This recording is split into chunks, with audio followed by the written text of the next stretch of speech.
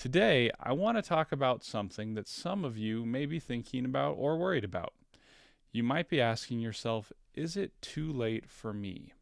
Am I too late in life, or is my ability to focus too messed up to do anything about it? This is a question I have asked myself many, many times. As I was working to overcome my own digital distractions, I would wonder if it was even possible to do it.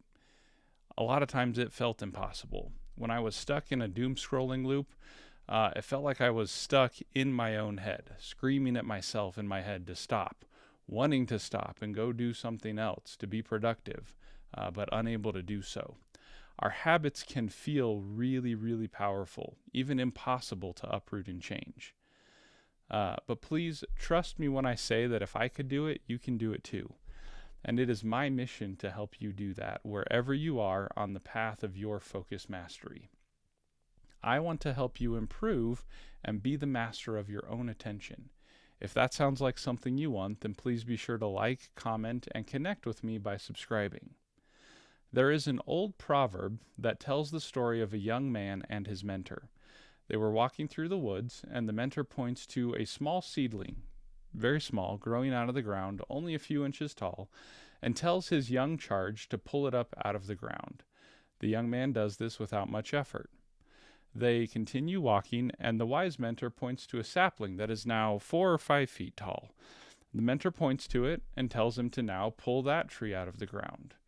The young man struggles with it for several minutes, yanking back and forth, but eventually he is victorious after a good amount of effort.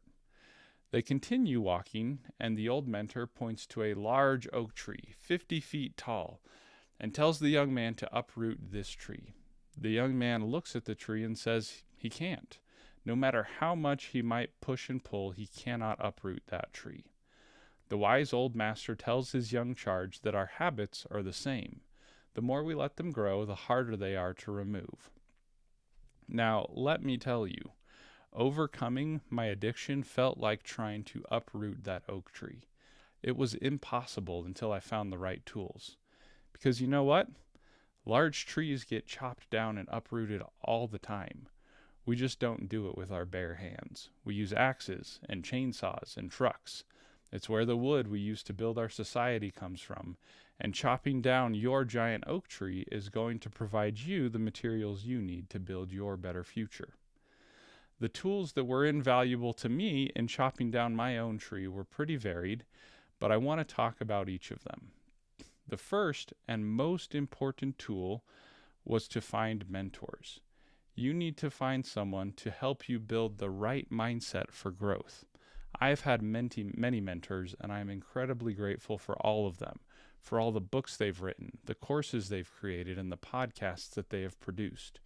I have listened to many of these books, courses, and podcasts dozens of times, repeating them because I want to have my inputs always reflect the mindset that I'm growing into.